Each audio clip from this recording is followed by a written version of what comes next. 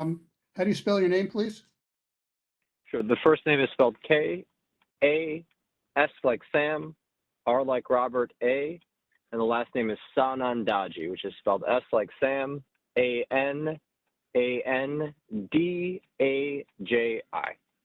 Okay, great. Thank you. Appreciate you being here tonight. All right. Well, it's very happy to. So hopefully folks will file in, but I was really hoping Home Services would be here, but hopefully they'll chime in late. But I want to keep people. So hey, welcome everyone to the Environmental Protection Committee meeting tonight. Jerry, are you minding the controls again tonight? I'm here. Great, thank you. I also want to welcome William Vega. He's now a member of the Environmental Protection Committee. Welcome, William. And so first, item on the agenda is the cleanup program for 83 Apollo Street. So Shaminder from OER is here with other folks from OER, and the developer just announced his presence here. So we'll hear a presentation from them, and then we'll we'll put out questions and comments, and then committee will have a discussion. And then after that, we have two other items dealing with the Con Ed rate spike and dealing with issue with climate change and how this committee and this board potentially could address that for the chairperson Fuller. So, oh, hey, there's Lisa Bullock. Great. Okay, so without further ado, Shaminder, feel free to take it away with. I'll try to share my screen and go from there.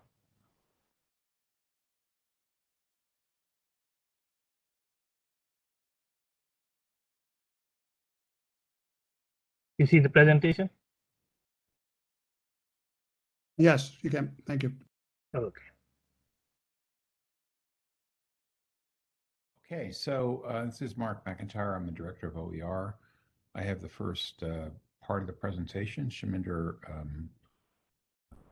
deputy director of OER, has balanced the presentation, the discussion of the site, the contamination, etc. We're here to answer your questions, and good to be back. I think this is the third presentation, if I'm correct, we've made to your committee in the last 6 weeks. So here we are. Advance the slide, Shaminder. Yep. Thank you. So who's here tonight? We are Shaminder and myself are here. We also have with us Maureen Little of the City Department of Health and Mental Health to talk about or address any health issues that the committee and folks on the call might have. As just was noted, a representative of the developer, Apex Investments, is here as well. And also Ryan Manderbach from Langen Engineering, the environmental consultant for the project, is also with us. So hopefully these folks can answer the questions that you have. I want to continue, Shaminder? Okay, so a little bit of an introduction. This property, this site, is in our voluntary cleanup program. This site is not E-designated. Most of the properties that come to us are such, but not this one.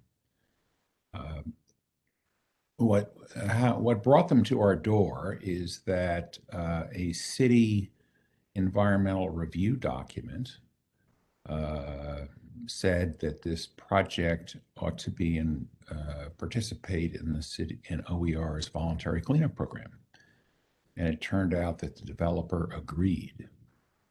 So here they are volunteering into our program, and that's how they come to us.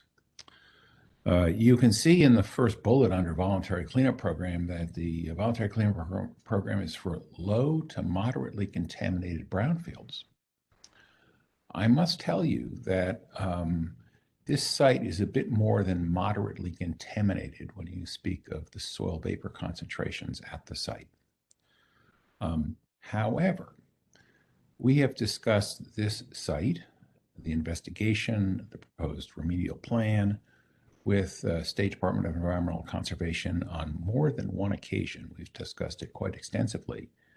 And they concur with the approach to this site, with the remedial plan that Shaminder is going to discuss in detail with you, and that remedial plan is protective of public health and the environment, and that OER should manage this property in our program. So that's how we get here. You want to go to the next slide, Shaminder? So I wanted to talk up front about the development, what's being built here, to put that on the table. What this is transition housing for the street homeless population of Northern Brooklyn. This facility features individual rooms, not the barracks style homeless shelter that is so roundly criticized as not providing security or safety for residents. But this property will have 96 rooms, either of single or two beds, for the folks who live there. It will also have, I think it's fair to say, robust social services, social support. There will be obviously meals. There will be medical support, medical services on site for folks who live there. There will be social and mental health services provided. And the property is going to be the facility is going to be managed by Breaking Ground. Breaking Ground is one of the leading and most highly regarded homeless service providers in the city of New York. So they will be running this facility. So that's what is to be built at this point. So Shaminder, you want to take over? Okay, so hi Steve and everybody else. With me, with Langdon, along with Ryan Menderbeck, there is Kimberly also. You already talked to her, and with me also is Zarka Naba. She's the project manager for this site. So anyway, Mark just mentioned about the voluntary cleanup program. So this site came to us about a year ago, back in January of 21. They did some investigations and prepared a remedial investigation report, and that was in September. So it took us about 6 to 8 months going back and forth, collecting samples and evaluating results on that. Then in December of last year, Langdon took over this project for a development team, and they did additional sampling, and additional results were evaluated and reviewed, and we prepared the remedial action work plan back in last month.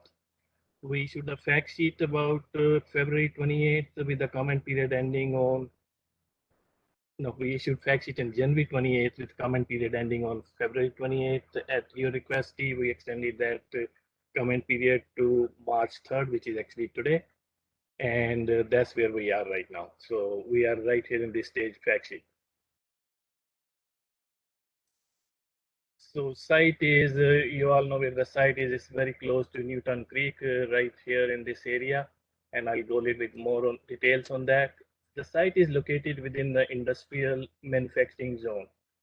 There are houses in the next block. These are apartment buildings or houses, but most of the site is surrounded by industrial properties. It's about 10,000 square feet site. To the north of the south side is a warehouse building, big warehouse building. To east is Apollo Street. To south is another big commercial building, and to the west side is a New York Oil Recovery Facility. The buildings on the sites were demolished within the last 6-8 months. Right now, the site is a flat, vacant land. So historically, this property was used as chemical and adhesive manufacturing, and in this neighborhood, all the surrounding properties are basically oil storage, foundry, chemical works, machine shop, plastic manufacturing. Everything around this property is basically industrial properties. Steve, you mentioned earlier there's an ExxonMobil plume underneath the site, and there's a Meeker Avenue plume also very close to this site. It's like the property is located at the end of the Meeker Avenue plume. Yes. There are Mark already mentioned there are like elevated vapor numbers on this site. I'll go in a little bit more details in the next slide. So when Langen took over, they did another geophysical work of the property. There were no USD, no underground tanks, and there are no buried structure identified by Langen. They did 8 soil borings, collected a lot of 25 samples, and there are three additional groundwater monitoring wells. Groundwater is about 39 feet deep, and groundwater shows petroleum related compounds, and those was related to basically ExxonMobil plume. So these are the sampling location where Langen took samples. This is the basically, I'll zoom into this. I'll show you some numbers here.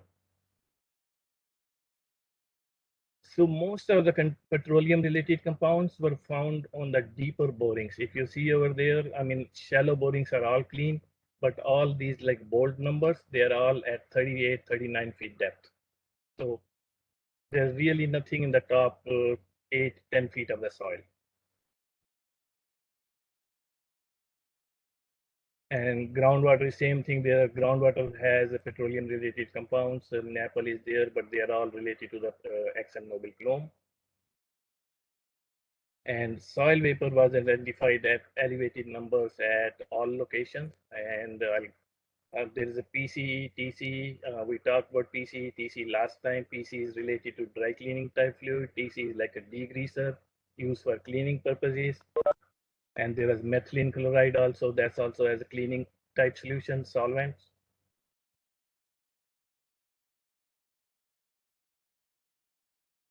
So we evaluated all the sampling results from Langen as well as from the previous consultant and prepared the remedial action work plan. Work plan has already been reviewed by City Health Department as well as New York State DEC. And basically remedial action includes excavation of the entire site. At least top 2 feet will be removed first, and then for footings and structural elements, they will go up to like 2 to 7 feet deep. There will be concrete slab composite cover on top of the vapor barrier system. And to mitigate like vapor issue, there will be active sub-slab depressurization system. Basically, that's a venting system under the building with a slotted line, and that collect all the vapors, take it to the roof, and vent on the roof.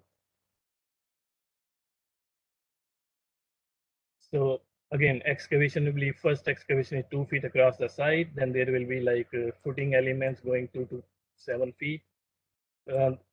They estimated about 2,000 tons of soil will be removed from the site, and estimated truck numbers based on this quantity is 80 to 100 trucks.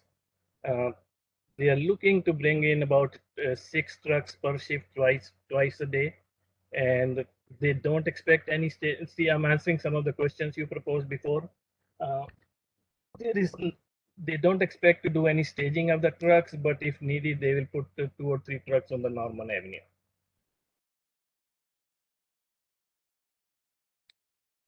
This is the excavation diagram, which goes like 2 feet to 7 feet. The green areas are going deeper, and the pink areas and yellow areas are 2 to 4 feet. This is all for their footing purposes. This is the entire property will be underlain with at least 20 mil vapor barrier to prevent vapors coming through the site into the building. And this is where the crossed hatch area is where the SSDS system will be built, venting system.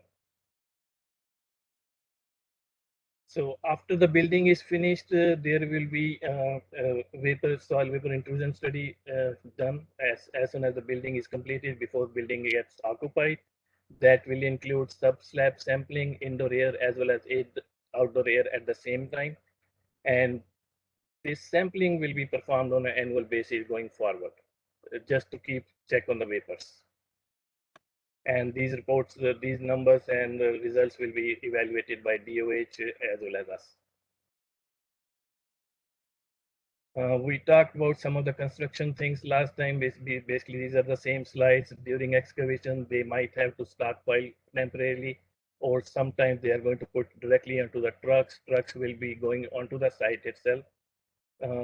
They plan to make a trucking pad at the site where the trucks tires are washed and scraped before truck leaves the site. Every time if something spills on the road, they will have somebody sweeper going around and keep the site nice and clean. Their geophysical identified no tanks, but you never know when you start excavating, you come across tanks or some other structures, and if something happens, tanks will be removed properly. They will be registered with DEC. This slide is showing vapor barrier. The yellow one is on the bottom of that slab, and this black is showing on the side walls of the building structure. This is if they need any imported materials, those will be clean soil or clean stones will be brought into the site. All of the materials that's coming onto the site or leaving the site will be approved by OER. We have many community protection items built into the RAP. Basically, there will be air monitoring performed all the time whenever the work is going on, whenever the soils are moved around or excavated, there will be camp station will be installed. I'll show you figure on that. So this is a permanent camp station on the downward, and there will be somebody moving with a handheld instrument right where the excavation is going on to check vapor numbers, dust as well as VOC numbers. There will, if some petroleum soils or some stained soils come across, and if there are like odors, there will be provision for odor controls, which is basically spraying with a foam material, or dust will be controlled with the water hoses or truck going around at the site to control the dust. And if they don't plan to do any stockpiling of the soil for overnight, but if they have to do stockpiling, all the soils will be covered with like thin plastic wrap overnight, so that dust is not going to the neighbor's house, neighbor's buildings. This is, I was talking with the truck pad before the truck leaves any site, their tires are washed or scraped, and the trucks are usually covered on the top so nothing spills on the roadways. And this is the truck route for the site. The trucks will be going from the Van Dam and going to Kingsland Avenue and to the Greenpoint Avenue. And that's how they are going to come. The site is very close to the Van Dam pier. So during construction activities for the soil removal and stuff, there will be daily reports provided to us by Langham. And at the end of once they finish all the construction activities, there will be a final report provided to us. So we plan to issue fact sheet 2, the start of construction probably sometime next week, and there will be construction starting soon. I have the schedule here. They plan to start construction on March 7th next week at the site. Foundation elements and excavation will take about 2 months, and the superstructure will be about 3 months. The total estimated time for their construction for the facility to come in operation is about 18 months. And these are our contacts here. First one is the project manager, then Marine from health department, myself and Mark. You can reach out to any one of us at any time. And I have a separate information for Marine here. So we are open for any questions anybody has. Okay, great. Thank you, Chiminder. Yeah, I know people do have questions. There's one that came right off the bat, and then just about how shallow is the water table on this site? Water table here is very deep, about 38 to 39 feet deep. Okay. I had a couple questions on looking at the site map. The property to the left of this site, that is a oil recovery. Oil recovery facility, yeah. So talk more detail what that is and what what operations happening. Are they storing oil there? Is it part of the ExxonMobil recovery system, or what is that? That part I don't know. I don't know if Langer knows anything what's going on this facility or somebody else, but I don't know what exactly they are doing at that location. This is Mark. I don't know either. I would be dubious if it was dealing with ExxonMobil. I think it's way too small a site to address those issues. I think this could be some kind of a waste oil recovery facility, but we could find out and inform you. Yeah, that would be helpful. I what I understand is ExxonMobil has recovery wells all over the spill area. So There are actually two recovery wells close to this site. I think they are, and the one is on the Apollo Road and one is on the other avenue side, but they are not on the property itself. There are two Hi, two this recovery is Kaz Sanadaji. I'm so sorry to interrupt. This is the developer. Yeah, this doesn't have anything. It's a private business that collects waste oil. It doesn't have anything to do with ExxonMobil. At least not to our knowledge, and we've been interacting with them for quite some time. got it. Thank you.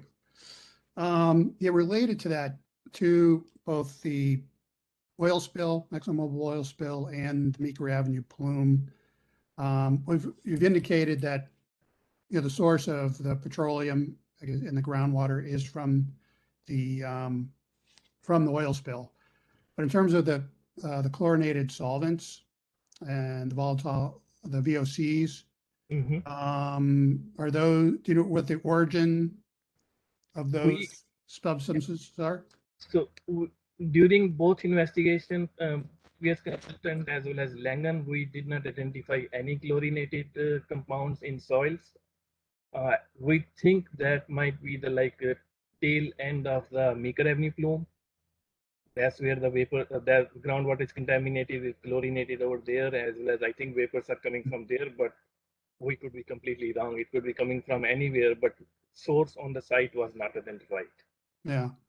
Well, if you look at, a map of the Meeker Avenue plume, where it's, estimated to, to exist, this site is like right, it's right next to an area that they specific, identified,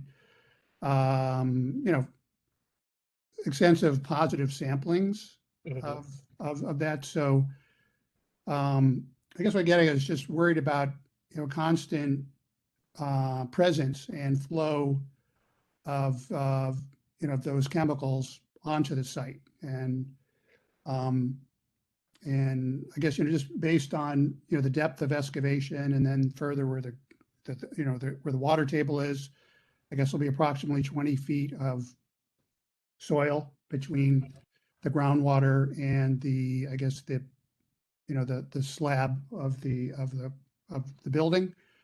But I'll be honest, I'm very, very worried, just with not just one, but potentially two, Superfund spills that this building will be erected on top of. That'll be safe for these individuals to reside in the building. So DEC, we ran all these numbers with DEC and with their program and spill program in Albany.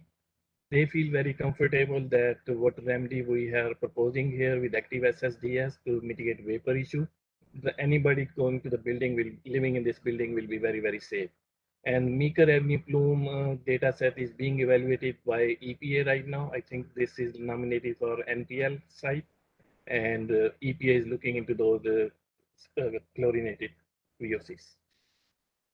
Yeah, I think the reason they've, I think, basically stated that it's too complex of a, of a situation. So therefore they're, I guess, applying for it to be we call it a priority with the EPA.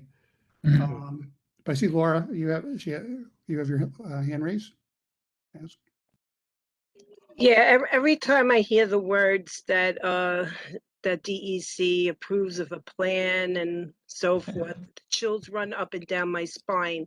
I'm one of the people in the community whose families have long history of all kinds of environmental related diseases, including cancers, and that's including myself. So I'm very concerned when I hear that this property is, on an overlap of two Superfund sites. And I worry about all the people that I know in that area, and also the people that'll be moving in. So the things that I really want to know about are, to what level is are the developers going to, are they going to go above and beyond what's called for at this site? Because the level of environmental disease in this community is very, very high. And people are concerned about air monitoring and things like that. They want to know on a daily basis what's happening at the site. So, I want to hear more details about all of that stuff that's going to go on. During construction activities, we are going to get air monitoring will be done on a regular basis, and we are going to get daily reports from Langan. If you want, Steve, I can provide you those reports, or we can talk about those on a weekly basis, whichever way you want. Absolutely. Okay, so we can make those reports available to you. Hi, this is the developer speaking, Kaz Sanandaji. I just want to address the concern. I very much appreciate the concerns of the community. We've entered into this program voluntarily. We've interacted with the top environmental organizations in the state to make sure that we're doing things in the right way and we're doing things that are safe. We understand generalized concerns, and we can appreciate them, but we want to, the only way that we can proceed is by, working with, qualified professionals, dealing with, scientific facts, and proceeding on a basis that, that is grounded in science. We appreciate, generalized concerns, but, in the absence of evidence or in the absence in the absence of evidence, it's hard for us to proceed in any direction other than to take the, to go, we have gone above and beyond, and to continue to do that and follow the, the laws that, that are relevant here.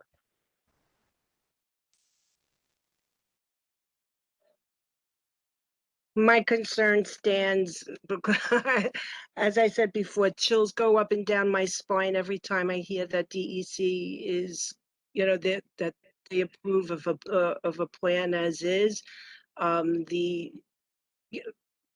What the agencies recommend and what they require have not been enough to prevent people from getting sick. Period. And I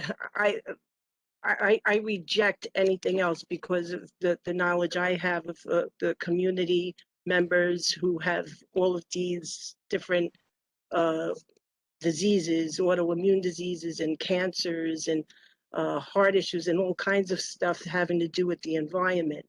So I'll always ask the developers and people involved to go beyond, especially in this neighborhood, knowing that there's so many Superfund sites and knowing that it's had such a long legacy of contamination. They just need to do more. Each individual needs to do more beyond what's required. I understand, ma'am, and we have. We're not obliged to go into OER's program. We've done that voluntarily. So, we're submitting ourselves to rigorous regulation, and if you have evidence that you'd like to present, we're more than happy to take that into account.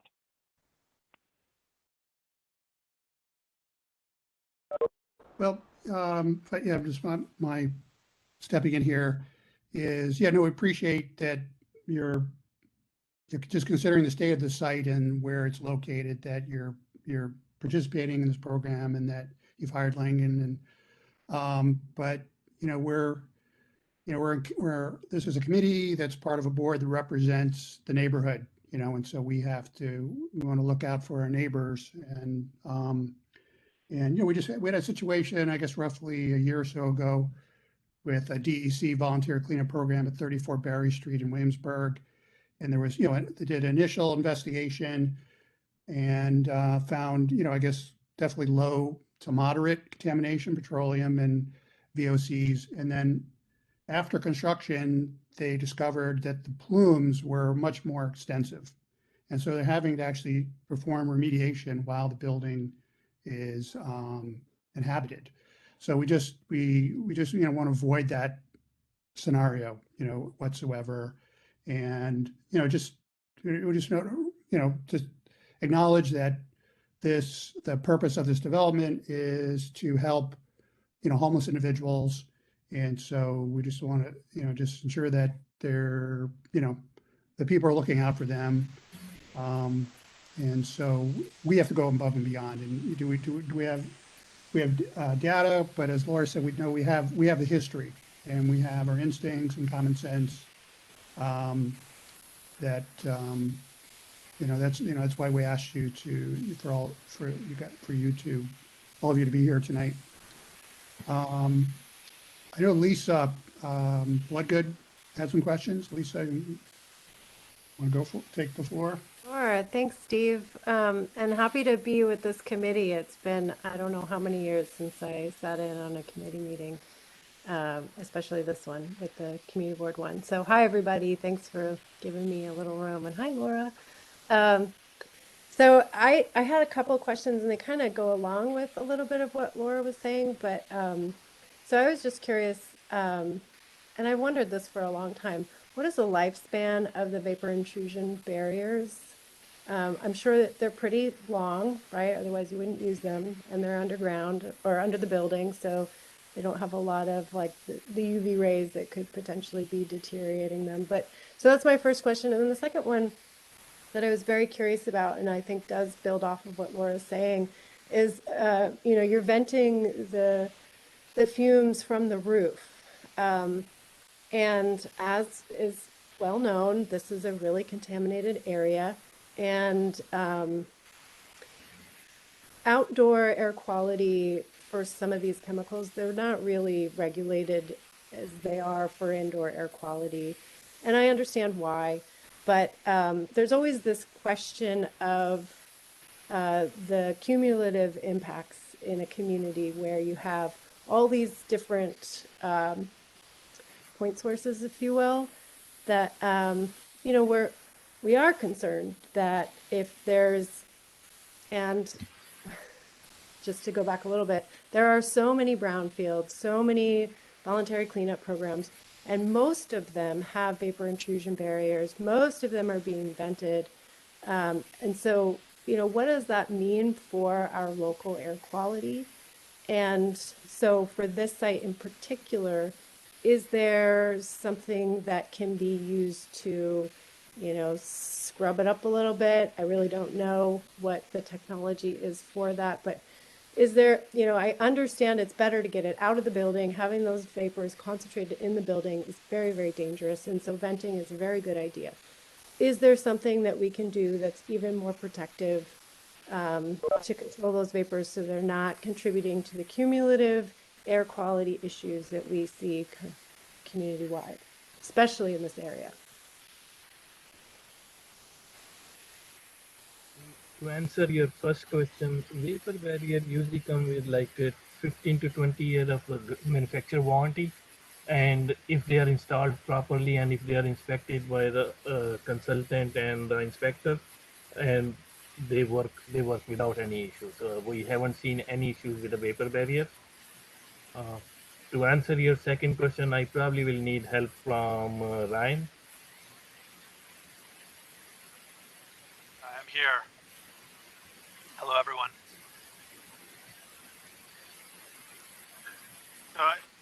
So I want to make sure I understand the question. So the idea that venting systems are creating an outdoor um, cumulative air impact, is that the question? Well, potentially, yes. Okay. So I am not an expert in air quality, but I will say this. So as Shaminder said, the vapor barrier has to be compatible with the contaminants of concern. But beyond that, you have this active system. So the vapor barrier on its own is already compatible for the contaminants. And now you're adding another layer of protection with this 6 to 8 inch layer of gravel, which is permeable, which allows vapors to move through it. And you're also venting those to the roof. Now these are very, these systems are not designed to really pull air. I mean, these are not equivalent to a vapor extraction system that you may have heard about or seen before. Um, These are designed just to keep a slight vacuum under the slab to make sure that air can't get through the vapor barrier, through the concrete, and into the building.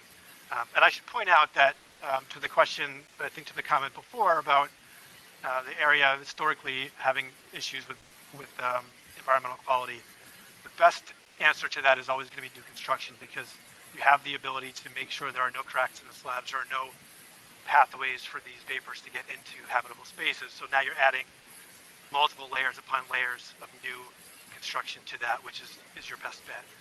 But as far as the cumulative air quality, I can't really speak to it other than even the most robust vapor extraction systems hardly ever need, and I'm sure this is not the answer you're looking for, but they hardly need that filtration to meet the DAR, the state air quality levels, because the limits that are coming out of them are fairly low. But with these, like I said, with these sub-slab systems, they're even less robust.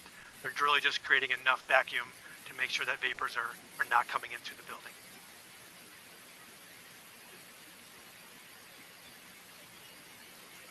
Okay, thank you. I do have two follow-up questions. I don't know if one is really relevant to this discussion, but I'm just curious if there will be rooftop access for the residents.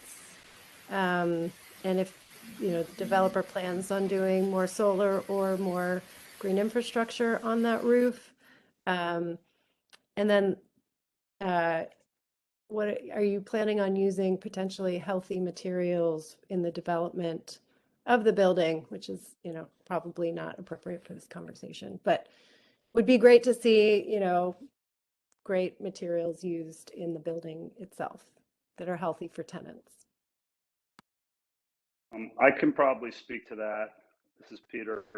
I'm also with the developer. There will be no resident access to the fourth floor roof. It's all for mechanical equipment and this venting system. There's a setback roof on the second floor, which is going to be used for tenant recreation.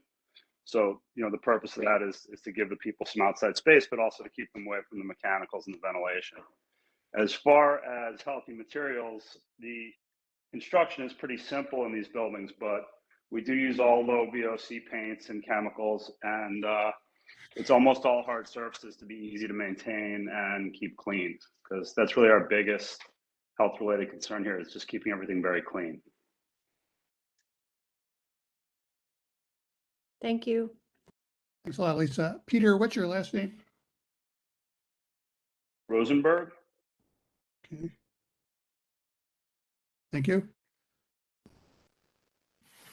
If it's okay if I weigh in from a health perspective, one, I do not personally work on community air monitoring. I'm not sure whether people are measuring chlorinated carbon or chlorinated VOCs on a routine basis in the city, but I can find that out, and if so, I can send you some information.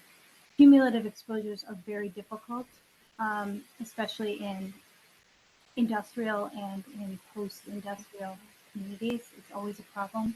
It's very difficult to see what the effect of those exposures are. It's a huge problem for EPA and for CDC and for WHO and for many community groups. So I can only say I hope it gets better because it's very difficult to answer those questions. But in terms of for the building, in terms of for the residents, having a soil depressurization system does help with those vapors coming into the building. Many of the surrounding areas near Meeker Avenue and in Greenpoint and parts of probably into Williamsburg have had to have depressurization systems installed post-construction. So the home is already built or the apartment building, and they've had to do that retroactively, which is not as good. This building does have that system put in place when it's being constructed, which is much better from a perspective of for the health of the future occupants. And there's also the reason to put in the indoor air sampling post-construction to make sure that those levels are lower or at the state guidance levels. There are not guidance levels for all of the VOCs that were detected, but there are guidance levels for two of the larger ones, which are probably the biggest drivers of this, which are TCE, trichloroethylene, and tetrachloroethylene, both of which are commonly found in dry cleaners. Those were banned from use in co-located dry cleaners after 2020. So they can no longer be used in co-located dry cleaners. That's has been a major problem for the health department because those vapors get into apartments that are adjacent or above those structures. And so this will, knowing that there will be ongoing monitoring for the residents is a good thing because those levels do have to be below guidance levels. And that's, if they're not, people can make a complaint to the health department because we do testing for that. We at the health department in public health hate the word safe. I would never say anything safe because there could always be a truck that hits you or something. So I won't say that everything is perfect, but it does really help. And it's a similar, although probably more protective remedy than is being put in place for the homes that were impacted by, say, the Meeker Avenue plume, which was largely chlorinated VOCs. So it is, the buildings that were impacted by that plume had the additional problem of having the VOCs may have gotten into the building materials themselves. They didn't have a vapor barrier. There was no protection for them. So over the years, those materials get soaked into the building materials, and then they can off-gas into the building. So that's always a problem. So this is new construction, so that is better. Getting rid of some of it, and then there's more of a protection plan in place. So like I said, it's not perfect, but it's better than just leaving it in place. Great. Thank you, Maureen. I just want to acknowledge that Erin Drinkwater from Homeless Services there. She's also a board member, but I'm glad to see you here. Did you? Steve, I was having some trouble with WebEx and so it was a bit tardy, but if there are any questions that the agency can answer, happy to do so. Mm-hmm. Yeah, well, I think, the general theme with the questioning is around health, just, everyone's acknowledged that this development is happening in a, extensively contaminated area, the oil spill, the Meeker Avenue plume, industrial legacy. And so we're just, we're expressing deep concern and worry about homeless individuals living in this space, considering what's in the ground and in the air potentially. And, we've heard from the developer and from OER and from DOH. I just don't know if you wanted to add to what's been said. Sure. So, apologies, my camera's not working for some reason. It says I need a higher definition camera for you all to see me. But nonetheless, I appreciate the feedback of the board and the questions from the committee. We, as an agency, work with our partners in a variety of other agencies in terms of the work that we do when we're bringing shelter capacity online. We're required to go through an environmental assessment study. And as was discussed tonight, we're working with or the provider, is working with the developer in terms of, voluntarily going through the program. I think some of the things that I've heard tonight, right, is the experience of the community and some of the concerns about, as you said, Steve, housing homeless individuals at this location, irrespective of the remediation, and believing that the remediation standards are sort of a baseline, and questions about what more can be done. I don't want to speak for the developer, but I think if there are suggestions that the board has for us to be able to respond to, that's something that we would be amenable to. I think when we're doing this work, we rely on the experts of our colleagues in environmental remediation, health, etc., to ensure that the standards of our shelters are met.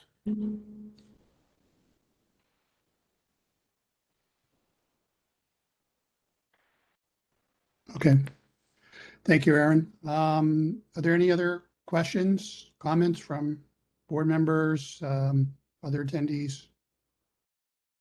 And anyone from either from OER or DOH or developers, environmental consultant? Okay. So, well, thanks a lot for presenting and discussing this project with us. I think now, fortunately, we don't have a quorum with our committee, but I feel we want to have a discussion, and maybe we can offer a consensus comment recommendation for the board and for OER.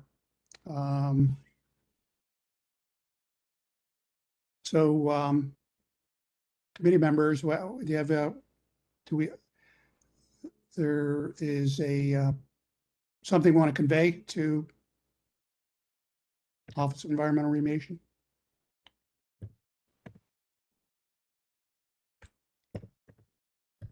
My main concerns are, like I said before, that there's going to be ongoing air monitoring and a close dialogue with the community as the cleanup commences. Yeah, in terms of communicating, having those conversations, and also Shaminder offered providing data from the air monitoring. I don't know, is there something maybe either Newtown Creek Alliance and or in Northbrook and Neighbors wants to be involved with, or do you feel like just the board should handle that? Sorry, Steve, ask that question again. Well, just in terms of having an ongoing dialogue and connection with the development and the agencies with this project, basically receiving air monitoring data from the. Oh, yeah. Yeah. I think, North Brooklyn Neighbors would be really into that. And I'm happy to connect and, continue the conversation. Mm-hmm. So maybe we should ask for both, and both, continue communicate to the board and to Northbrook and Neighbors, which I'm glad to mention that Lisa is the interim executive director.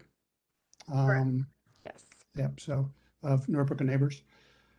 Okay, so we can recommend that. I think I would just like to express, in light of, I appreciate what everyone has said tonight, including the developer, the engineers, Department of Health and OER, just the deep concern we have, just in considering where this development is going to be located. It just makes me very nervous, and so I think just the monitoring is really key, really important. So I think I think I would just want to express that. Just Can I say something here? Sure. Mark McIntyre from OER. As we go forward with this project, and similar to what we do with other projects that have attracted keen community concern, we are available to any community member who has concerns, specifically what's going on at the site, to respond to questions, to respond to observations about what they see at the site, what their concern is at the site. And we will take those comments seriously. We'll, depending on what they say, what their contents, we will discuss that in real time with the development team, with the environmental consultant, and get you answers. So we're available to work with people in the community who have real concerns about this project as we go forward, and provide real-time responses. Yeah, I really appreciate you mentioning that, and that this has been another ongoing motif in this, is that the inability of OER or DEC to post safety and contact information during the remediation. I guess DOB rules prevent that from happening. Mercifully, you have a copy, Steve. You have a copy of this presentation, and at the back, the last slide of the presentation is the contact information for everybody at OER, and so people can use that. They can call us on the phone. There's you should be able to reach us if you have specific concerns about what's happening at this site as we go forward. Well, I guess it's just, so we, if we encounter someone communicates to the board or to an elected representative's office, they'll know where to communicate. But, someone on site, is picking up an odor, sees something that seems out of whack, what they can do. I mean, I guess they can call 311, but I don't know. They can call. They can call anybody on the last slide with all the OER contact information is provided there. They can reach out. We can provide phone numbers. We're here, and it's our job to respond to community concerns about projects in our program. Right. We'll do that through the construction phase. That's an offer. During construction, they can knock on the door of the site, and somebody from Langen will be there and to answer their questions. And they will have my name and email address, everything available over there. So anybody who does not know me, they can get the number from the site itself.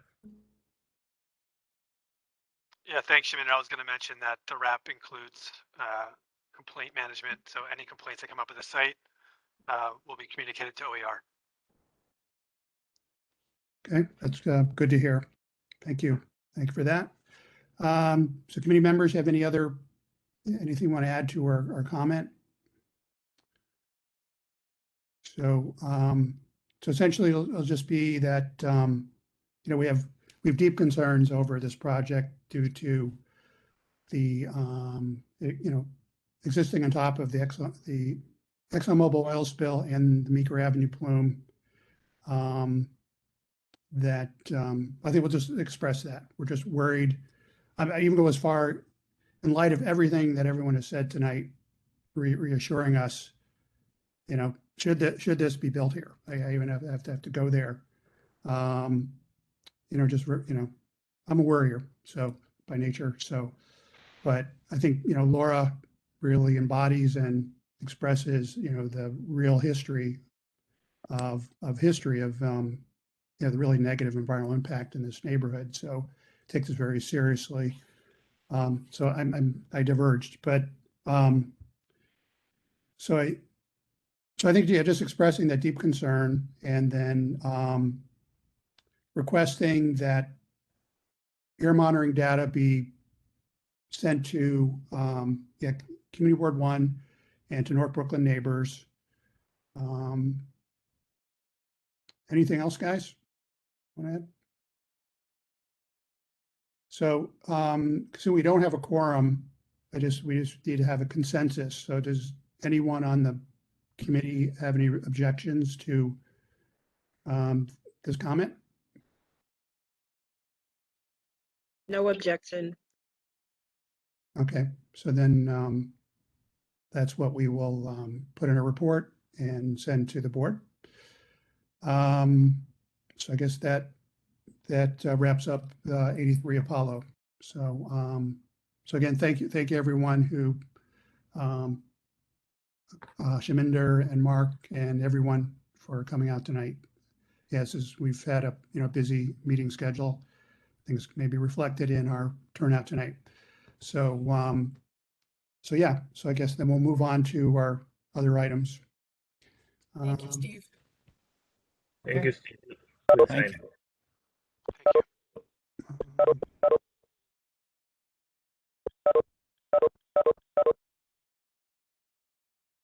Okay, moving on to item 2, which is the Con Ed rate spike. I don't know if you guys had a chance to click through the link that was sent around earlier.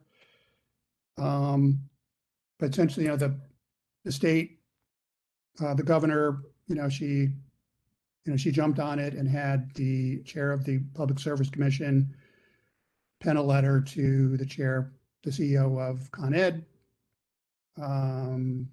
just basically kind of reading the right act. I don't know if they read them the right act, but what they basically put out there and what Con Ed said in response, there was a response letter, is that they acknowledge their, number one is just the fact that we're essentially dealing with a private entity that's controlling our energy, the sourcing and distributing of our energy, a tradable commodity that's subject to market speculation.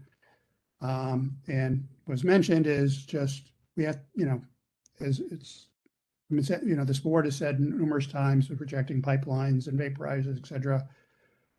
Got to get on to renewable, non-fossil fuel sources of energy that are either not subjected or subjected in a much less severe way to market forces.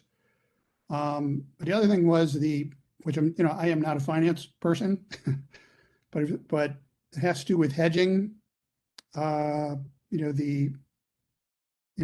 billing and the purchasing of energy, because Con Ed is a distributor of energy. They don't source it. And so the essentially, as I understand it, if anyone wants to chime in who can lend their expertise, hey Trina, good to see you. Essentially is buying insurance to to cover to basically cover huge swings in the price of energy. But apparently the way they did it contributed to the the huge ballooning of the costs, and it was passed on to consumers. But both at the request of the Public Service Commission and then acknowledged by Con Ed, there'll be quote unquote reconciliation in future electric bills where they will, but the chairperson Full asked us to consider the rate hike and to potentially respond. I was wondering if folks wanted to, have any thoughts about all of this?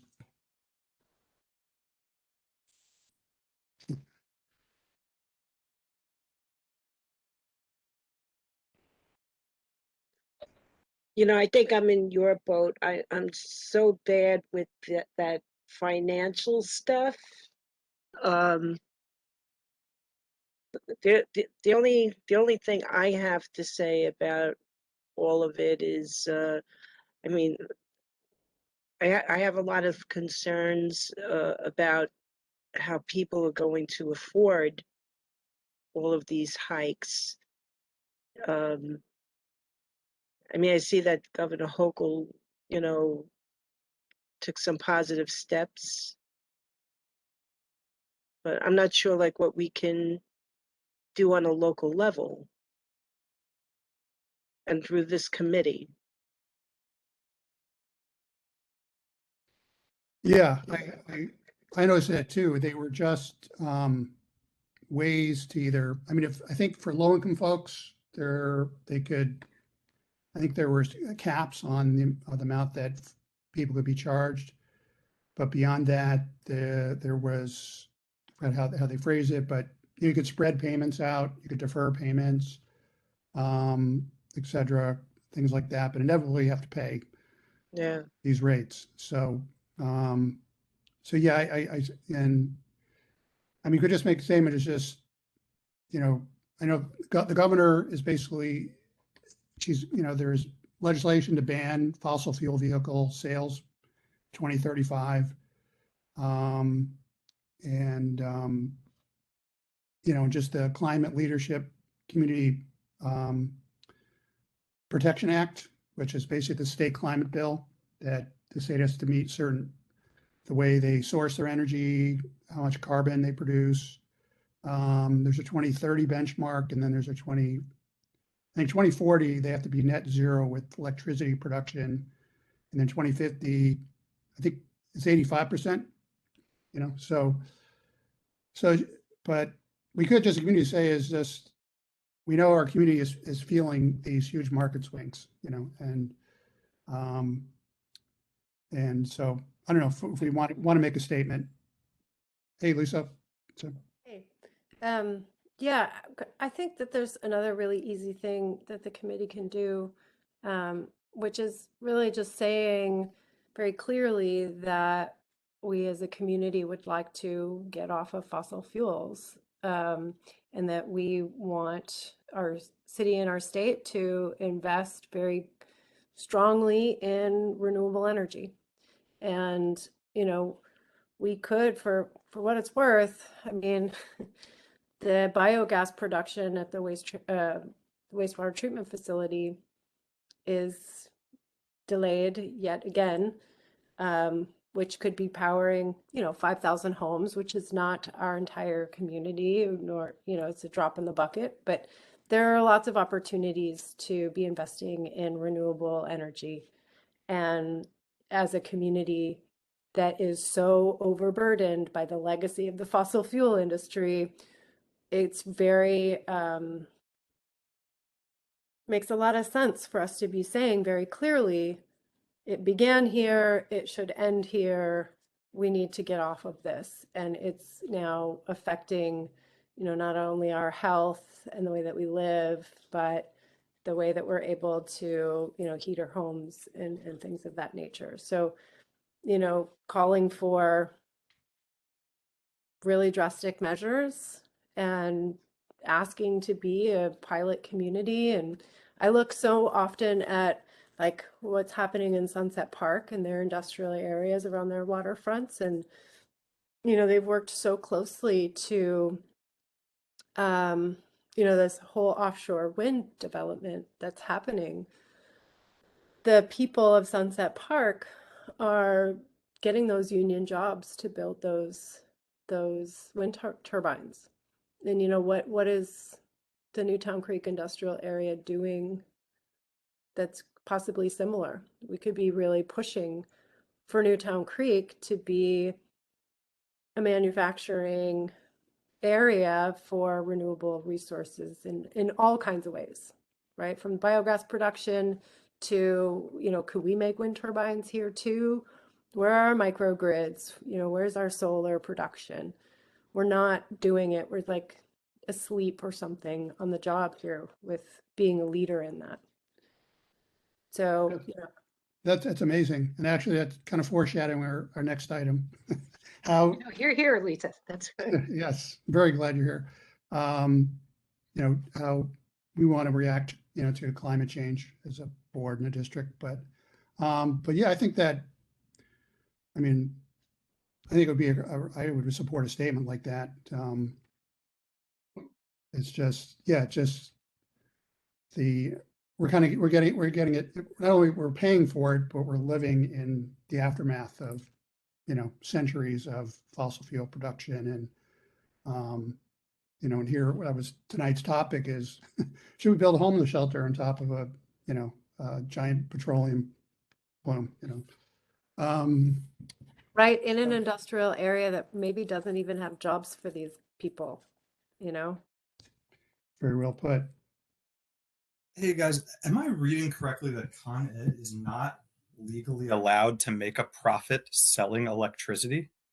I'm reading an article on the city, the city.nyc. It's indicating that, and that they are just very dependent on market forces. When the price of oil goes up, the price of natural gas goes up. They're entitled to match their pricing to that, and they're not allowed to make a profit. What they can make a profit off of is kind of, like infrastructure investments they're making as a company. I think that sounds true because it came up with National Grid with the MRI, aka the North Brooklyn Pipeline. They basically, that's basically what they said. This is how they make their money. They can't really make the money off of gas distribution. It's these infrastructure projects. And I think what people told me, there's a law also that they're legally required to be able to make a profit or return on, return, if not through energy distribution, then through, other means. So, yeah. But yeah, but I think that would potentially affect a rate increase, like an overall rate increase, if I'm wrong, versus just, charging us just to cover their derrieres through the, market swings on, purchasing energy to put through the pipe. Which, maybe another thought is, are they potentially price gouging to pay their investors? I don't know, but if what you said, Dan, is true, then theoretically that's not the case. But I'm gonna drop this in the chat. yeah, the chat's been disabled for a while. Oh, yeah. So I can send it around to the group by email. Yeah, that would be great. It's allowed to make a financial return on what it pays to upgrade or maintain its physical system. Right. Right. All right. Recent hike was meant to cover some of Con Ed's latest infrastructure investments, so not all necessarily tied to recent increases in energy prices. Yeah. So I think, I don't know. Oh, sorry, go ahead. Sorry, just a general question out there that not expecting you to answer it, but are the local Con Ed facilities even operating well enough? Are they beefed up well enough to even handle all of the things that like Lisa talked about? The last I knew, the Con Ed facility, I mean, we've had blackouts here every year from that facility. Every year we hear that big bellowing coming from Manhattan.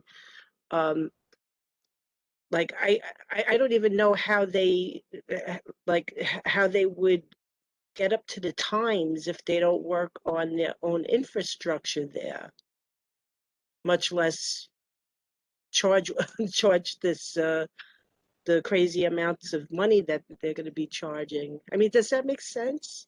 Is that only me that's thinking that? I'm kind of in the same boat. I don't always understand energy, unfortunately. It's not my wheelhouse all the way, although it should be, I think. But I hear what you're saying, like the whether it's Big Alice in Astoria or the one across the East River or even the peaker plants that are all over the place. Like, I know that they're heating water to spin turbines, but where does the heat come from? And is it a fossil fuel source or is it a renewable energy source? And most of the energy produced in New York State is fossil fuel.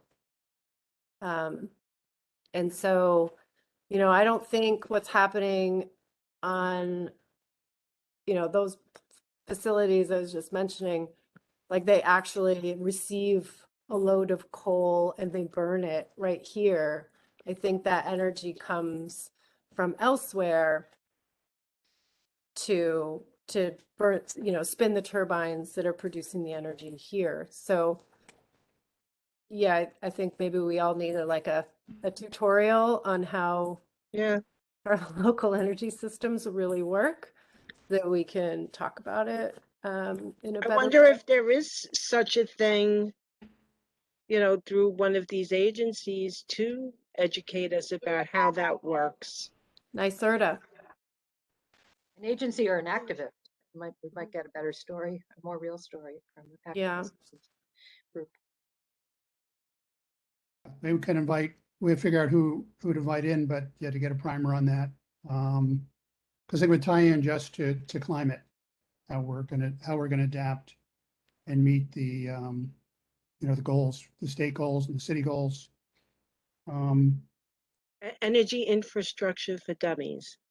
Well, not so 101. dumb. Not so dumb. For newbies. Better. That's better. Yeah. Yeah, well, using terms like hedging, you know, to buy energy, and it's just, yeah. Okay, so, but as far as recommending to the board, you know, our reaction to this, maybe we could say, you know, first we want to send it, something to the governor, to the Public Service Commission, or to Con Ed. What do you think? Because I think along lines of, yeah, we're just, this whole drama basically just totally just bring, you know, my brain's a little fried, but totally emphasizes the problem with relying on fossil fuels. Not only for purposes of it's working against our climate adaptation goals, but the privatization of our energy production hits our, you know, our residents and businesses and our bank accounts. You know, makes it harder to live and to survive. Something like that. Same article mentions the state is legally required to go fossil fuel free by 2040. So they're working towards it, I suppose. Wait, required to do what? Can you say it louder? Go fossil free by 2040. Yeah. Fossil fuel free by 2040. Right. In terms of this, I think, like, you know, if they're not allowed to make a profit on increases in commodity prices on the market, in this article I was reading mentions part of the rate hike is tied to them trying to make a financial return on some of their infrastructure investments. Perhaps Yeah. we could question if that return is fair. Shareholder profits at the expense of rate hikes to individuals. Yeah, I think it goes back to the privatization model. You know, it's just so we like to emphasize just beyond the obvious problem of hitting, you know, residents and businesses with exorbitant electric bills, and, you know, one of the worst times, you know, during, you know, the pandemic and a new war in Europe. It's just, you know, emphasizing the problem with privatized public utilities, or not. It's not a public utility, privatized energy utilities. You know, that consumer, you know, residents and businesses are subjected to market forces to ensure, like Con Ed achieve, can pay their investors back. And Especially when the environment and the services aren't so great.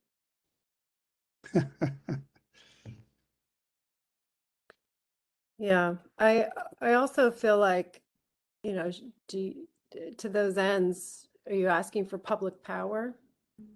Is that yeah, something that we I should think be that's what moving I was getting at. Yeah.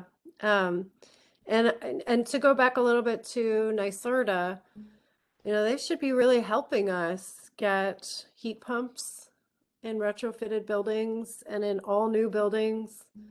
And that's using geothermal energy to kind of regulate our heating and cooling systems, so we don't even need any sort of energy for our buildings to regulate temperatures. And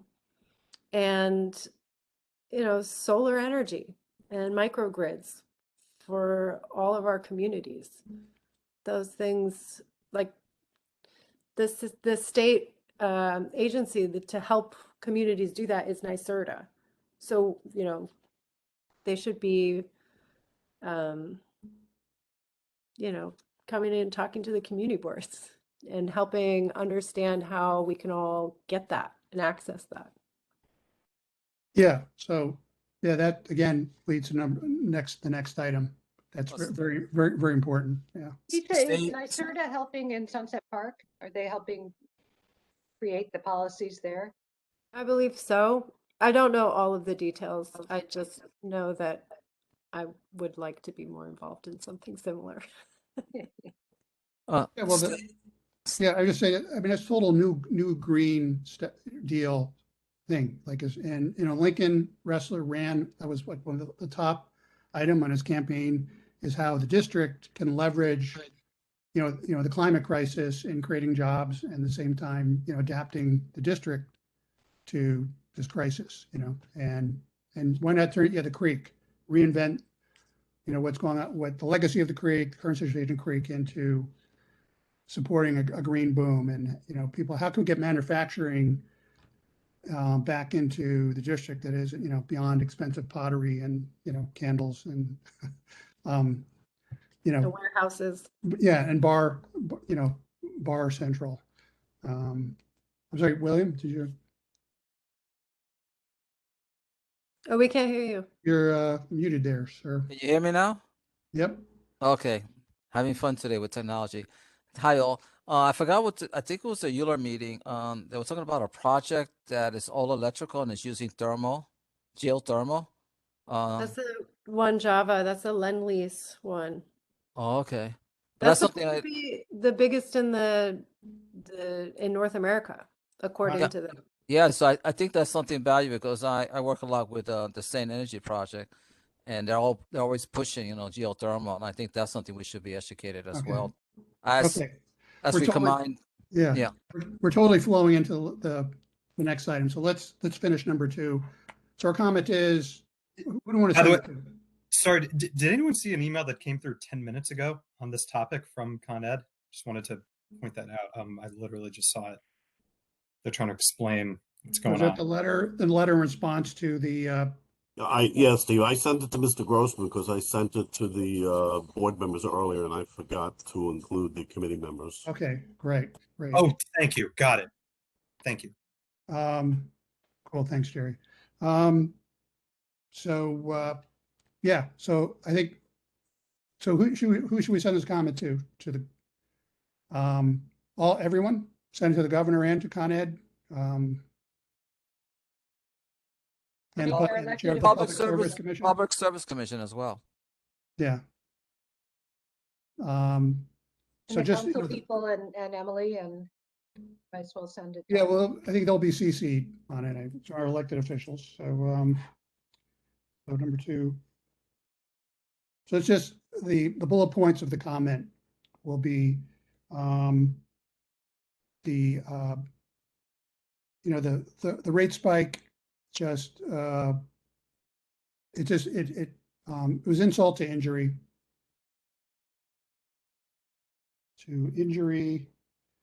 due to the horrible environmental the harmful environmental legacy of Greenpoint and Williamsburg.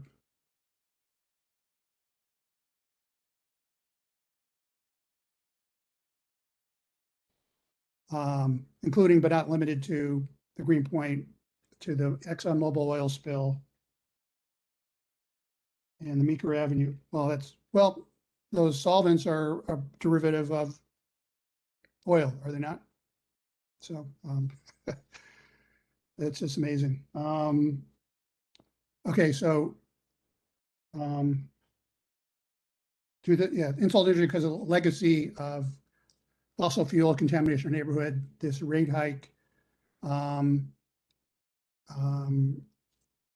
two-edged sword in essentially penalizing local residents and businesses with out of this world rate hike, double sword.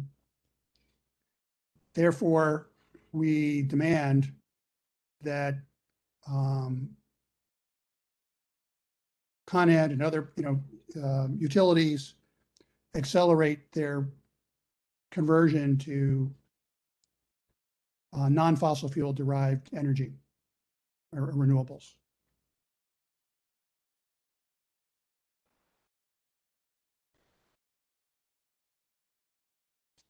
And I'm trying to think of the right way, but move away from private energy utilities to purely publicly owned utilities.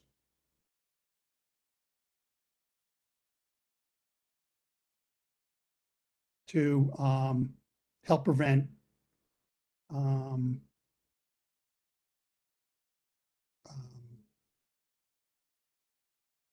harmful on a rate gouging that just transpired. Does that sound? Would you mind adding the word truly public? Sure. Truly public. Not one of those pseudo. Right. Yeah. Okay. Anybody have any objections to those bullet points to be part of it's going to be a letter issued to Con Ed, to the chair, to Mr. Where is that guy? Where is he?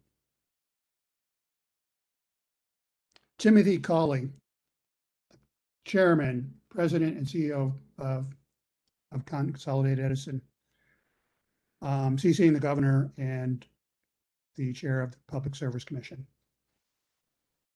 To Con Ed, CC, governor, ESC. Okay. All right. Well, it's okay. It's 8 o'clock.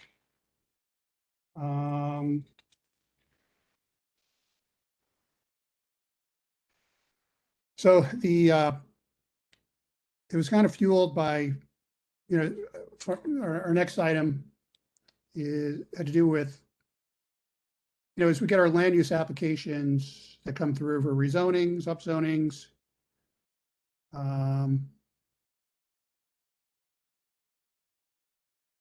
about how can we bring climate change into the mix, and what, what kind of tools or recommendations can be made to the various committees, not only land use, housing, transportation. What's the way to go about it? I know there's a member of this board who is on the warpath with vertical forests, and it seems like really interesting idea. But I feel like we need to find out what are the tools in the toolbox. And so I was thinking is that maybe we have a hearing or forum through our committee where how can residents, like consumers, residents, business owners adapt? Because we also, besides the state law, we have the city local the climate. They have their own climate act that has numerous local laws, and one of them is like 97, which is buildings over a certain size have to include certain measures, a certain level of greenhouse gas emissions that they cannot eclipse. And there's other things as well. So I was thinking, so and also is that Del Teague, chair of land use committee, she brought this up in the executive committee meeting because they had city planning there talking about potentially what they could do. They were talking about ULURP, and then they got on the subject of this. So Chair Fuller requested that city planning come in and can present to the full board about like climate related actions related to rezonings and land use actions. So, I mean, obviously we don't want to duplicate what they're doing. There we could wait and see what that looks like, or we could develop our own forum, which is, what about retrofitting buildings? What if if you're a homeowner or a building owner, you want to put solar panels on your roof? What if you want to have geothermal?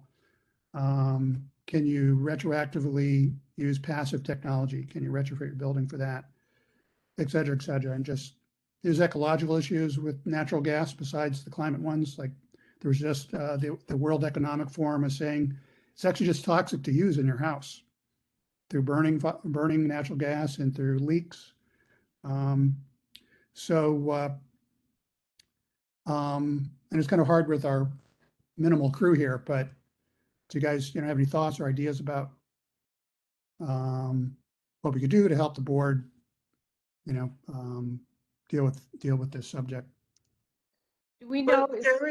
I'm sorry. Sorry, I was just saying, do we know if Dell has invited city planning to come and talk about their climate initiatives?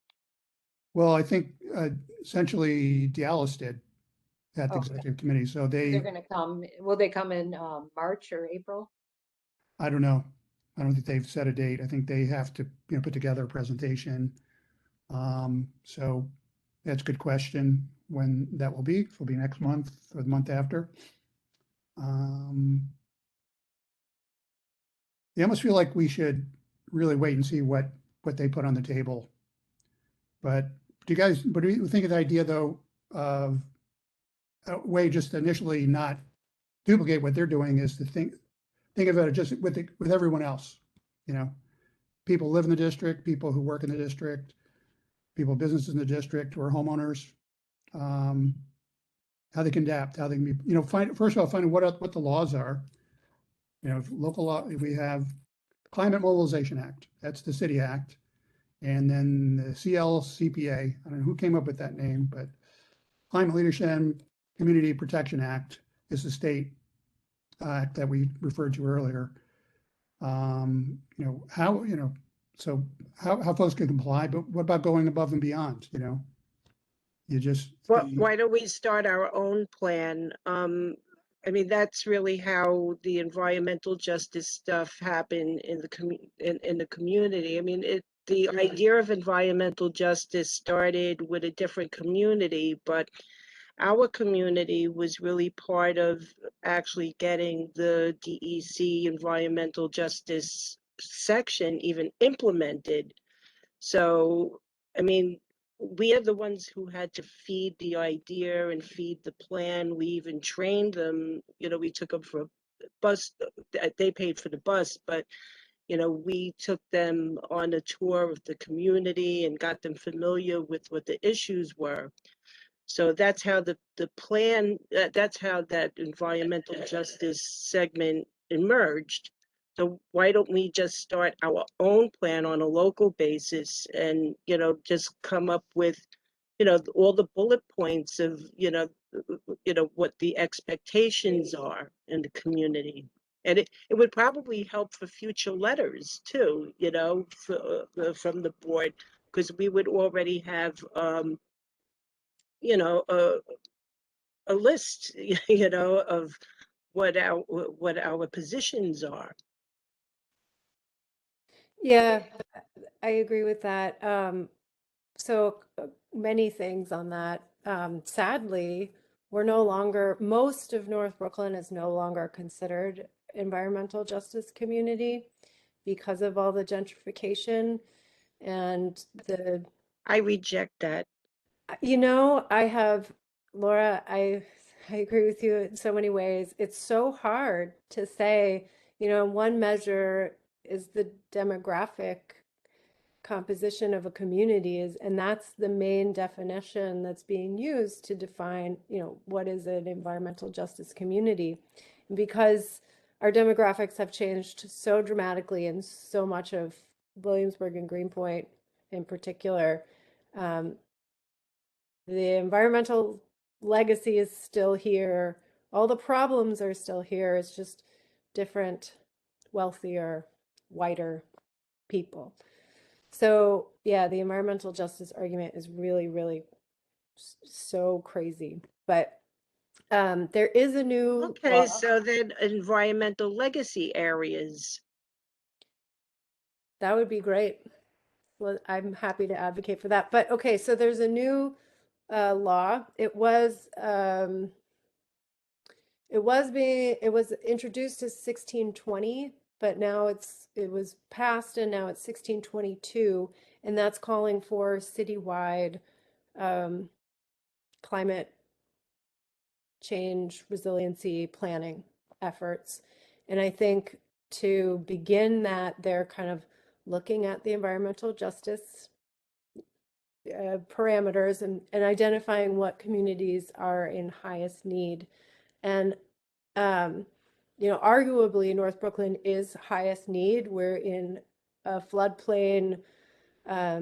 We have so many problems. We are a frontline community, but because we don't hit those environmental justice demographic requirements, we probably won't be like one of the first communities that gets that city attention. But I do think, yeah, we should definitely be doing this locally on our own. This is not about my organization in North Brooklyn Neighbors that I'm in like a pretty finite time frame with, but I'm definitely trying to steer our ship into being that organization that can help with all of that planning. But that's maybe for another conversation. But I do think there is now a mayor's office of climate and environmental justice that OER is a part of. And Mark McIntyre, who is here tonight, he is actually really great. I have a lot of respect for him. But they have a climate knowledge exchange that they are like taking around to different communities. And I've asked them, can you come to North Brooklyn? And I think if the community board also asked, could you please come with the climate knowledge exchange to North Brooklyn? I think we can get information on planning that's coming top down, and we can provide information on planning that's coming from the bottom up, which I think would be really, really helpful. And I know that there's lots of organizing, trying to figure out what to do with not only the federal funding, but state funding that's going to be coming on down the line. And so being kind of prepared to, like, who is a city agency that's willing to work with our community is really important to identify, because we as individuals or as businesses or as nonprofits or as even community boards, we can't ask for money specifically. We have to have a municipal partner, a city or state partner to work with. So who's willing to work with us? And maybe it's NYSERDA, maybe it's DOT, I don't know. But who does the community board have a great relationship with? Can you start bending their ear, saying, these are the things that we need, this is what we want funded through whether it's the federal stimulus packages or the future the Bond Act, the clean water and clean jobs, I think is what they're calling it now. Yeah, it was formerly the Mother Nature Bond Act. Yeah. Which is going to be a lot of money. So making sure that we get that. Lisa, does North Brooklyn Neighbors have a list, like a working document? I mean, we should, so that we're not reinventing the wheel. I mean, we're all in it together and you guys have been at it longer. Is there some sort of a template or something that A we working could, document of what? well, of what we're trying to create tonight is, Oh, no, no. And I've only been at the job for like kind of for all intents and purposes, like a week. So okay. I'm still trying But to it's, figure out what we have. But it'd be nice to work together Yes, with the yeah. neighbors on this. I would love that. I almost feel like this is, beyond a hearing. It's just an ongoing conversation that the board has to have, this committee can have. Like maybe we just need to allot, you know, 20 minutes, half hour for each meeting just to continue to have this conversation. But it's just, as we talk about it, it's just so enormous. I mean, Yeah. one of the things I talk about, the governor wants to put in legislation to ban fossil fuel vehicles by 2035, which is awesome. But I wonder, how are people going to charge their vehicles? Right? We have like 3 charging stations. Yeah, I mean, if you have like a bus or a truck, maybe you have a garage or a lot, you can have charging stations, but I have a friend that lives outside of London in a neighborhood where there's a mandate for electric vehicles and they're taking trees out to put the charging stations oh, in. geez. There you go. That makes sense. Yeah. Well, I think what would be really useful is what are our problems? What are our very specific issues that we have to focus on? And it's everything from, flooding due to intense rain to sea level rise. Something that nobody's really talking about is groundwater levels are rising as well with sea level rise. So we have really low groundwater tables. Steve, that was why I was asking about our groundwater um, for the location of that building Right. earlier. It's because, if it's in a shallow groundwater table, and our contaminants are super duper close, and we have, not only a super high tide with a full moon or a spring tide or whatever, and a lot of rain, we're going to get flooding in more and more of our buildings. Yeah, that's a very good point. I was thinking, like, what happens if there's, like a perfect storm of a major cloudburst event, there's a high tide. What happens to the oil spill? I mean, is it like the Beverly Hillbillies and, there's oil bubbling up in everyone's basement? Right. I mean, That's why we really can't have like right-of-way green infrastructure in our neighborhood yeah. because of that issue, which So is it's really interesting. So I feel like there's, how can we help as a community Mhm. and as part of a city and beyond to, reduce greenhouse gas emissions? But then there's the other side of it is adapting to what's coming. Yeah. And I think that there's the two pronged areas that we need to consider. So, yeah, I think this is like a big work in progress. I think, how because I feel like, if we say we were going to have a hearing, like who would we invite? Like we almost have to have 2 hearings. Hearing 1 would be,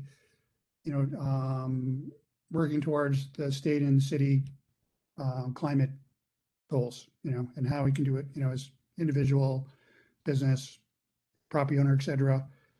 And then another one would be, how do we adapt? Rising sea level, groundwater, Urban heat island effect, yeah. all that good stuff. So I guess our response to the board chair is that we, or when we want to see what city planning is going to present to the board, because we don't want duplicate efforts, but we need some time to formulate a response for the board and create what our curriculum would look like. So maybe we can continue this conversation our next meeting.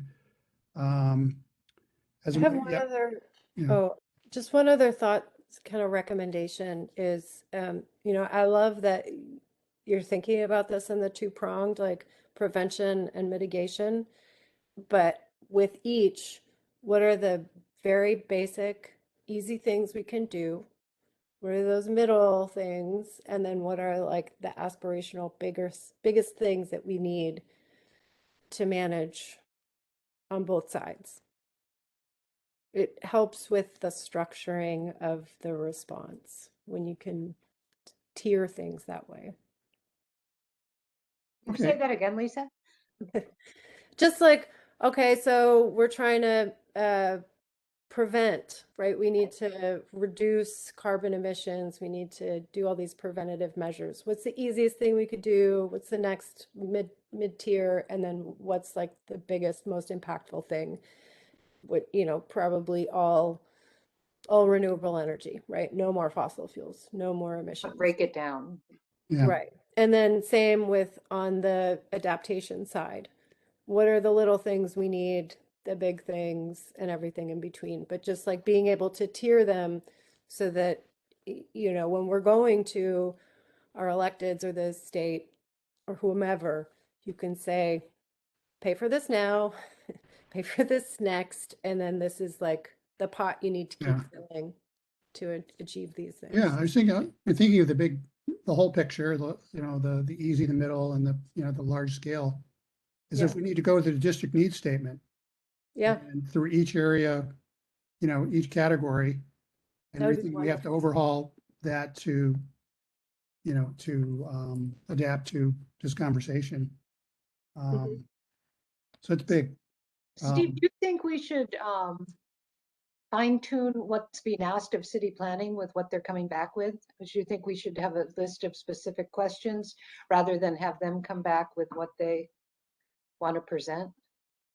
Well, yeah, I suppose I'm just assuming that since it's city planning, they're dealing with, you know, with items that are new developments that, you know, will require land use, like, you know, Gowanus and River Ring and 840 Lorimer, like those types of things.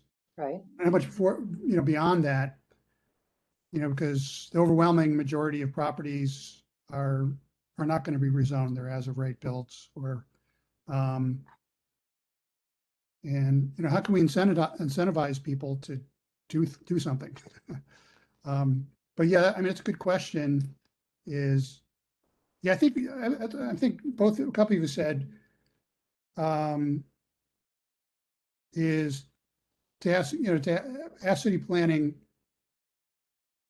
I think of an outline of what they're going to present. Just because the Environmental Protection Committee is trying to come up with their own curriculum, and I mean, they can cover some of that territory. So, all right, maybe we can do that.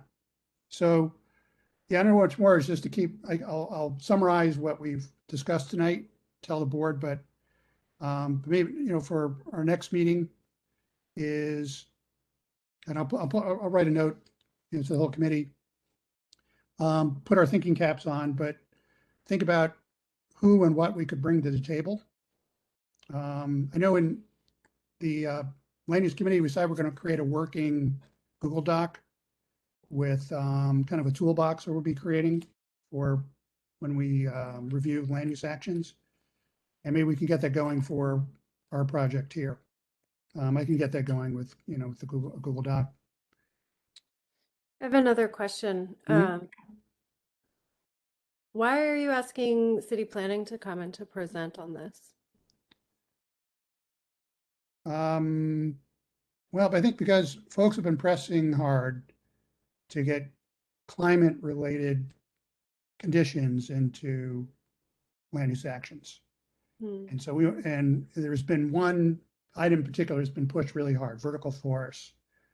And so the subject of but we came up as, well, what about it? What else do we have? What we're capable of asking of developers who, you know, and so I don't know. Yeah, so that's essentially, but I feel like, yeah, maybe it's a bit short-sighted because again, we got to look at everything. Can't just, there's going to be still a lot of development in the neighborhood, but what's with everything that's on the ground right now.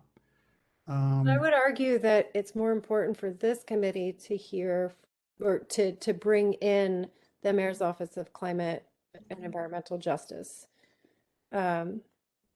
Because they have more the finger on the pulse on this than I would think city planning does. And I think what that mayor's office is doing is informing city planning and not the other way around. During the rezoning, one thing I could tell you about city planning was at the time I was chairing the Parks and Open Space subcommittee on the task force, and we tried so hard to get in different recommendations and things having to do with climate change. This was back in what, 2002, 2003. And the Department of City Planning was our enemy in that regard, and they did a total bait and switch. So, I mean, I have very little faith in that agency. Yeah, I think they're poorly well, named. no, I think, unfortunately, the urgency of climate change just increases exponentially every year. I mean, the reports from the IPCC at the United Nations, it just gets worse and worse. Like sea level is going to rise by a foot in our area by 2050. The droughts, the severe storms, et cetera, it's just going to be increasing. So You would hope that that's the way that they work, but the reality was back then, I mean, the environmental justice issue was the thing back then. And it was a very urgent issue, and the community had a very urgent issue. And even so, they came in, took what recommendations were cost worthy for their for the developers, and the rest got tossed. So, there's always that. mhm, that's very true. I mean, they're basically all about getting these applications through, in the most optimal state for them to succeed, so, but I think even given that baseline, it might be just good to hear what they have to say. But I kind of agree with Lisa. I feel like we're just seeing kind of a two-dimensional view of the big picture. We're not seeing the fully dimensional array of what's going on here. And again, I mean, it goes way beyond land use. Obviously, it goes like transportation is gigantic. And what do we do with existing buildings? And that's our housing committee, and that's us, and I don't know what other committees, but we didn't even talk about garbage. Wastewater, rainwater. So Steve, yeah, I'm wondering if this committee's ever, and we have a new elected officials, but we had Lincoln Wrestler speak to us, with Euler Landmarks land use to make sure we're aligned. And his was like these projects should come to us early, so there's plenty of time to do mediation. I think inviting Lincoln to know where we're at and to get his support might also help us with these city Yeah. agencies. Well, It's our circling elected back, officials that yeah. got to push the city agencies. Yeah, but circling back to what Lisa, her vision for Newtown Creek and revitalizing there, again, that was item number one in his campaign platform. Yep. So let's call him to task. Like, let's Yeah, do it. please. Yeah, let's And bring he'll be glad to manufacturing do it. back to our district. Yeah. So And all those elected officials when Newtown Creek, federal, Schumer, both congressmen, state senators, everybody's on board. yeah, But we are in his district, so he should take the lead to push the state and federal. right. And the whole thing is, I just feel like this whole issue is obviously gigantic. So I feel like we got to keep it grounded, specific to our district. We're Yeah, we're course. surrounded by water, and we have a lot of, well, You know, It's like I'm always definitely saying, we've been district is, polluted for over 100 years. That's why we right, got Cooper's Park and Cooper Housing in the glue, right. And we loose have glue factory. we have So, you know, millions of gallons of oil flowing around underground with chlorinated solvents. Um, so so yeah, so this is so it's good. This has been a great conversation. Um, so, but yeah, let's keep it going. I'll you know I'll type up the notes and I'll send it as part of the report. But um, I think what I'll bring up is I'll just bring this conversation up during the report at the full board meeting. Like this is way beyond land use. This, you know, what is about how we use our land, obviously, but beyond rezonings. Um, I mean, and that, you know, that can be, that's obviously a leverage point with developers. You want your extra density or you want residential rezoning, then help, you know, save our planet, you know, think of your children and your grandchildren. And don't be, there are no more selfish. tomorrows. There are no tomorrows. It's now that has to be done. Yeah. Yeah. So, One point on vertical forests, mhm. which hell yeah, I want to see those everywhere. But you know, it was really hard to get just green infrastructure requirements on new buildings. That was hard enough. It's, you know, you can't mandate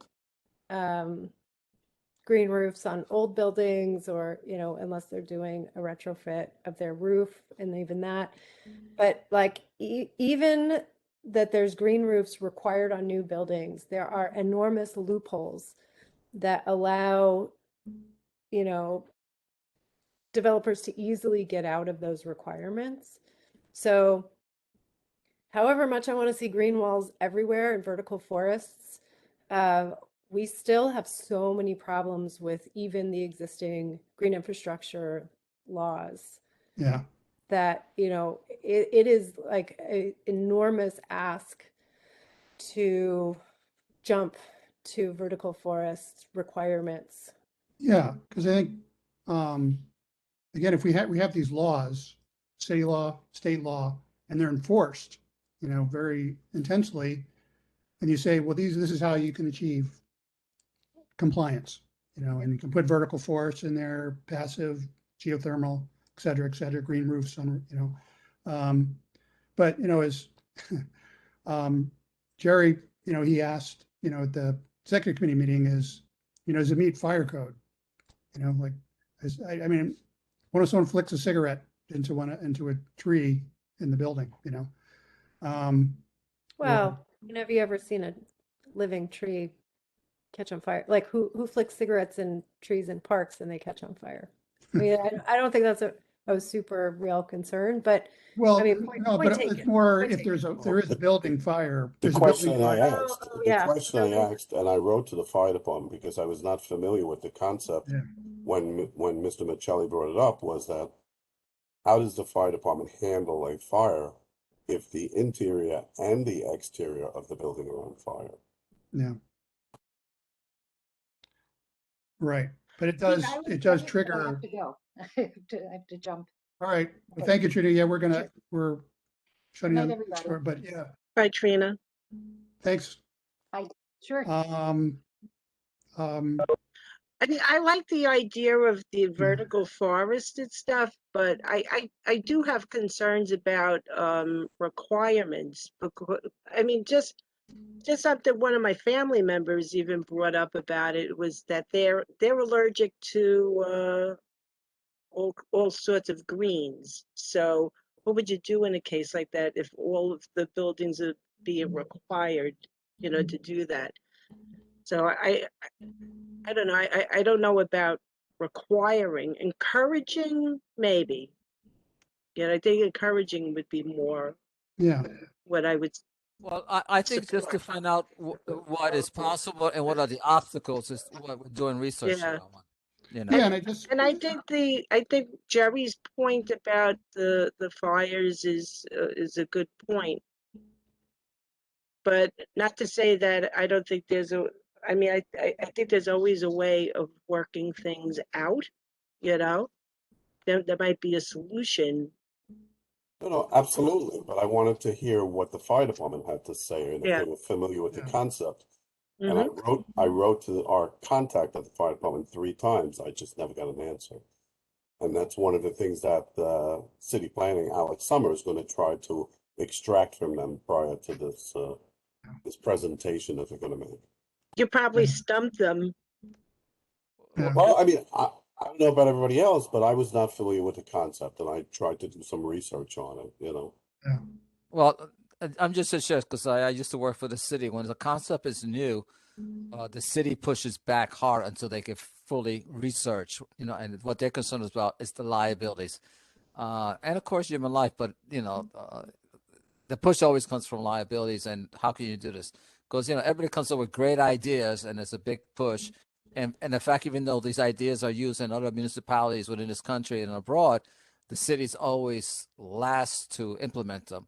But again, I think our questions is to educate for the board members on what are the benefits. I think we know, but what are the obstacles? So we're for when we get a project, oh, well, you know, this one could be doable. This one's could be too much of an issue. Like was told to us about, you know, if it's an old building, you can't have, you know, on green tops, etc. So we need to know what are the obstacles or the critique for us to be better informed, because this will be something coming down the line. But at least I agree with you. There's a lot of more pressing issues, but the more informed we are, the stronger we are as a committee. And I also think that, you know, understanding the obstacles and the barriers to creating a building like that should be addressed, right? Because, you know, this is biophilic design, right? This is like the whole new world of architecture that's integrating ecology into these building spaces.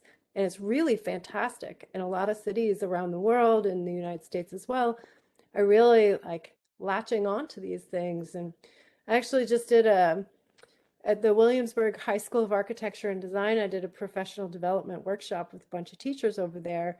They want to teach their students about biophilic design. So they asked me to come and talk about it. And there's so much excitement around what's possible when you can integrate these things into our built environment. And so I think, you know, how do we, take down those barriers and encourage builders, architects, developers, whatever, to build in this way? I think our city would be a whole lot more beautiful and, you know, a wonderful place to live. So, you know, encouraging that is wonderful. I don't know about legislating around it in this particular moment, but taking down those barriers is awesome. Well, Lisa, Yeah. you read my mind because one of our federal community board members, Giamanti, Gio, is assistant principal Oh, at yeah. the high school. So I Oh, was yeah. going to I love ask, you. can we, you know, outreach to him and get the next generation? It's going to be, we have to mentor for them to be the stewards of our North Brooklyn He's already involved. on it. He's All already right. on it. All right. All right. I love that guy. Oh, yeah. Yeah. Well, I think so. This is a really good start. But let's keep the conversation going. I don't think it's realistic that, you know, I know we had a mad rush of multiple meetings, 2 in 1 month. But if we met once a month, you know, I know folks are in multiple committees. I am. Because I mean, you know, besides the cleanup programs, which seem to be nonstop, but I think we got to address these other issues. You know, and there are other like ecological issues that come up on it. You know, but if we want to keep the momentum going, I feel like we should still meet on a regular basis. So Yeah, let me say, I have neighbors that never believe in climate change. They're believing now. So yeah. people are starting to like, oh, you know, and we have to catch that moment, you know, to educate them. Now that our ears and eyes are open. Thank you. I have community flooding records from going as far back as 1999, Amazing. when Greenpoint was suffering with that. Laura, you got to share that with me. I will. Okay. All right. So Well, I'd be interested in continuing this conversation for future committee meetings. if you guys want to have me come back. Love to have you back. No, you Please were do. Please do. catalyst tonight. It's really great. So thanks everyone. It was busy night. Really good stuff, and we'll schedule another meeting soon. But I think that's it. So I Great job, appreciate Steve. you all. I appreciate you all. Take care now. Right back thank at you, you. Jerry. Thanks a lot. Have a good night, everyone. You're very welcome. And good night, everyone. Be Good night, safe. everyone. Bye. Buenas night. noches. Buenas noches. Buenas noches.